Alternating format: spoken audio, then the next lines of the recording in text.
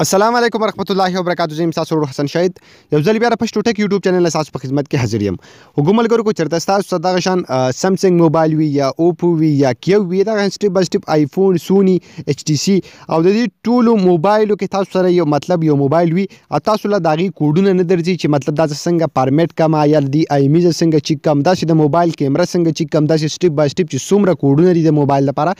نو په نن ویډیو کې ما تاسو لپاره داسې اپلیکیشن راوړی چې دې اپلیکیشن ما سره تاسو کولای شي چې د هر کمپنۍ د موبایل هر قسم کوډ چې کوم د تاسو ډیر زیات په اسانه طریقه باندې معلوم کړئ خپل موبایل پیچ کوي یا تاسو ځان په بازار کې موبایل اخلي او تاسو سره د اپلیکیشن وي او دا ټول کوډونه تاسو ته معلوم وي نو تاسو باندې به څو خراب موبایل نشي خرڅولای او که تاسو په موبایل کې سم مسله راشي نو تاسو هم ډیر زیات په اسانه طریقه باندې خپل موبایل نه ایستل شي نو د اپلیکیشن کې به تاسو کوډونه څنګه معلوموي دا اپلیکیشن به تاسو ته چیرته میلاو شي د ټوله طریقه تاسو ته خایم خو ردینه مخکې تاسو سره سره زموږ چینل پښتو ټک نه سبسکرایب کړئ دا ضرور سبسکرایب کړئ او زموږ د فیسبوک پیج سره هم لایک کړئ دا ویډیو د خپل مرګرو سره ضرور شیر کړئ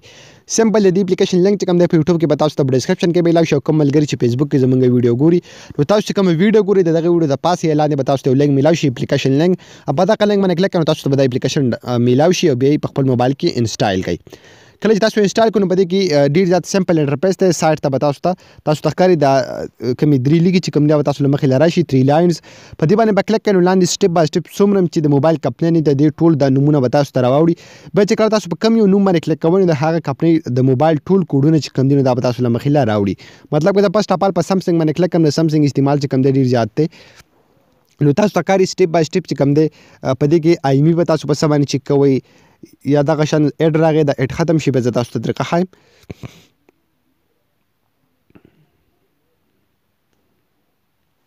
ها نو تاسو ته ښکاري آډیو لوپ پیک کنټرول چې کوم دی دغه شان که تاسو لاندې وګورئ نو د موبایل دپاره چې څومره دغه شان ضروري کوډونه دي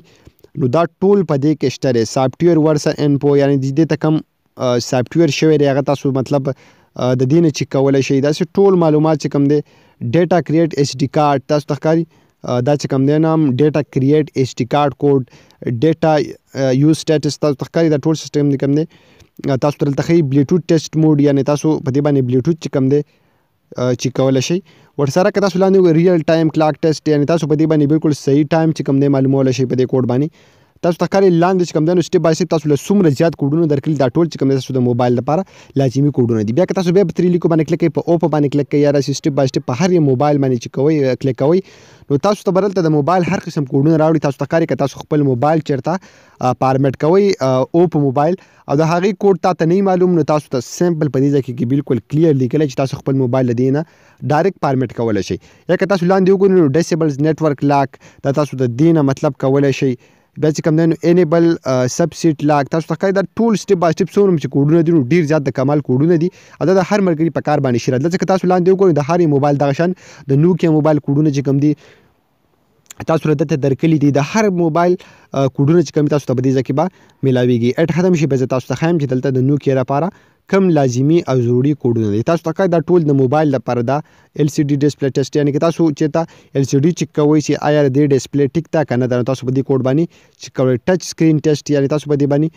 ټچ چې کوم دی چیک کولی شئ چې آیا د دې موبایل ټچ صحیح دی که نه دی نو ډېر زیات کمال اپلیکیشن دی ضروري په خپل موبایل کې انسټال کړئ ستاسو ډېر غټ غټ ضرورتونه دا شي حل کولی خو ګمر کو دا د ویډیو هم خوښ ویډیو لایک کړئ چینل ځان سره ضرور سبسکرایب کړئ موږ به خپلو دعاګانو کې یاد ساتئ د الله په امان